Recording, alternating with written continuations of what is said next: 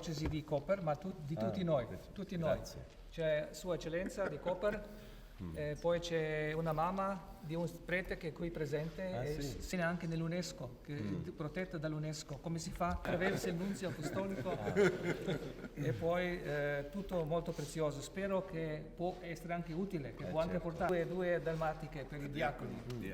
Molto bene. Sì. Grazie. E poi questo. Anche utile. Bene. Il tuo fratello fa questo. Un liquore di miele, poi miele e no, quello anche ecco, invece. serve subito. Uno speciale un po' di zona di Koper perché la zona di Quello di per buoni- dopo. Bene, tante grazie.